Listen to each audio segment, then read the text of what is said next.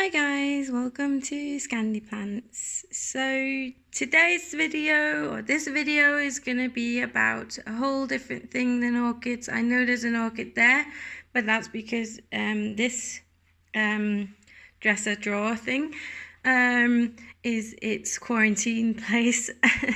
And so it's just going to stand there and look nice and pretty. That's a mini mark phalaenopsis, by the way, should you be wondering. I have another video on that one, so if you're interested in that, check them out. They should be featured below. Anyways, today is going to be about Coleus, I believe they're pronounced. Well, the Danish word for these are paletblad. Freely translated, that would be palette leaf. I don't know why that's the name, but that's just the name. And I wanted to show you off the cuttings I've got. And yeah, some of them are doing okay, some of them aren't. And these are very sensitive plants. So be aware if you're new to these, which I was. But now that I've read a lot about them, I seem to have a better understanding as well. So yeah. First off, a little bit of facts. The botanical name, I am probably going to butcher this name, but bear with me. It's Pletranthus, I believe. Don't hold me up on this if this is wrong. Please do comment it down below. I would like to know this appropriately. Obviously, again, there might be some language barrier in between it. I am not English or American, or, I'm not native English. So this is not my first two language, especially not with planty terms. But I'm trying my best. So today we're going to talk about how my plants are doing, or my cuttings are doing. And these are all cut and sent and received on the same day, and there's a huge difference, right? So they say that there's around 60 different species of palette leaf. I'm just going to call them palette leaf. That's the name I like, but Coleus is probably the name that you prefer. But yeah, and they're native to Malaysia and Asia, they like it moist and warm. So they can be a little bit finicky to keep in your home. They do require a lot of watering on a hot day.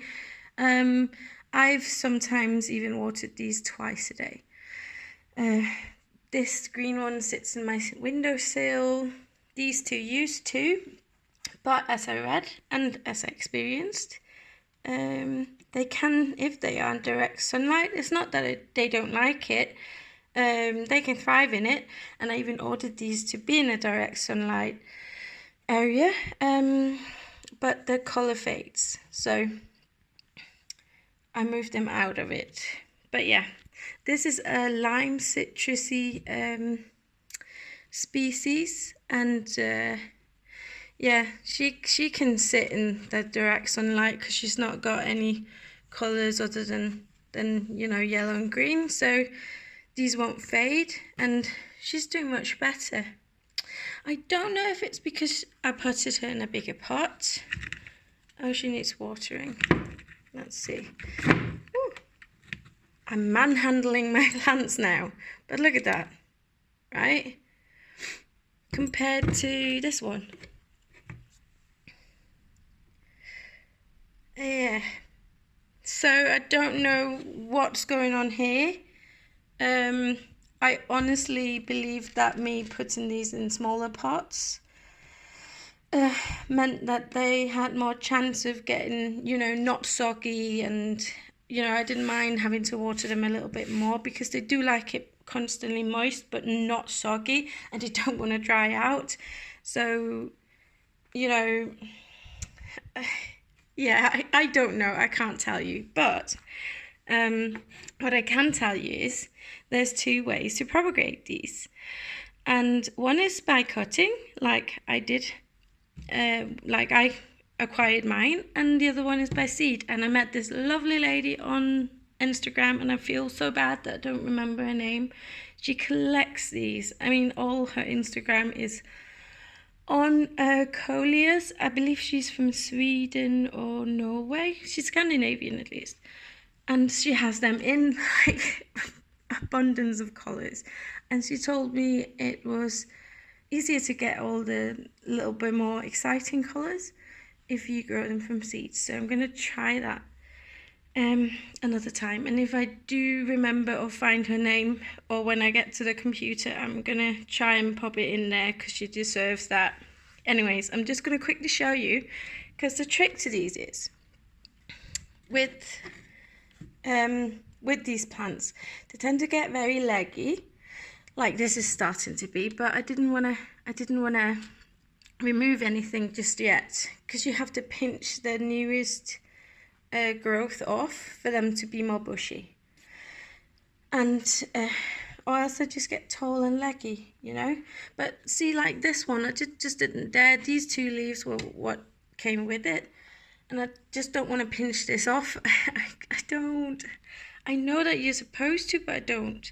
But I then wanted to wait a little bit for them to be just a little bit longer. I don't mind if they don't look nice, these, but at least then I've got the base of a plant. And I can always make prettier plants out of them, can't I? So I have mother plants now, let's call them that.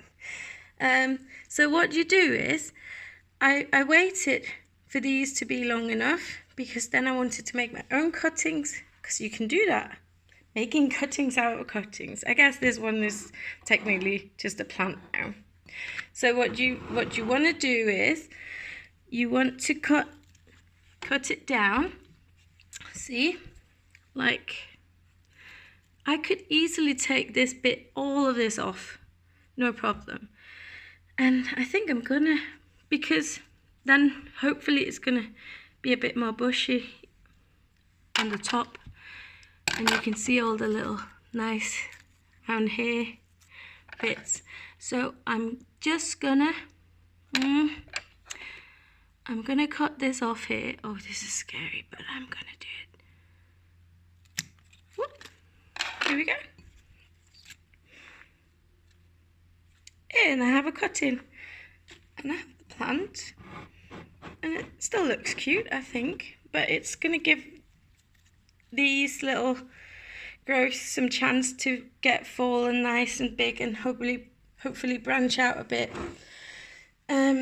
because that's what they do, you know. Like I've seen videos on how they keep them in Asian countries, and they're beautiful, you know. They keep them outside, and they just have them like next to the house, like we have a, you know, a normal boring bush with, you know, this is just gorgeous.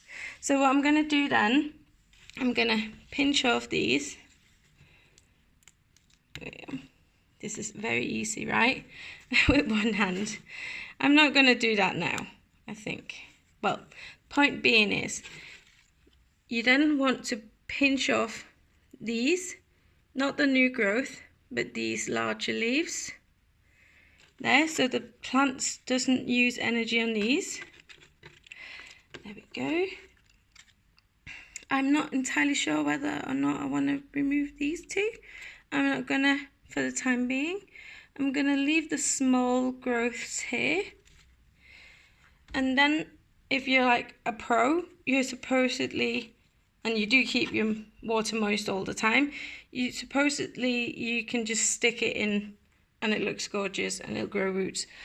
But because I'm a scaredy cat with these, I am gonna stick it in water. Yes, the leaves shouldn't be touching the water or underneath the water, so I'm gonna find something better to put this in. I'm gonna do the same with this one. Here we go. Whoops. Do you see? Nice and pretty. Yes. and put it in here. And I might even put these in semi-hydro, though I don't think the stems are going to be long enough for it, sadly. But hey, I just wanted to show you quickly what's going on in my indoor garden, as we say. And this is how I keep my, I want to say again, palette leaf, my Coleus. And if you liked this video, please give it a like. If you want to see more and follow me doing really probably risky things, I don't know, please subscribe, or you probably won't see them. And yeah, just have fun with me. Communicate with me if there's something you want to know, if you've seen me show a plant of some sort that you want to see an update on. You know, did I kill it? Is it still living? Please let me know. And yeah, have a fantastic day, guys. Bye.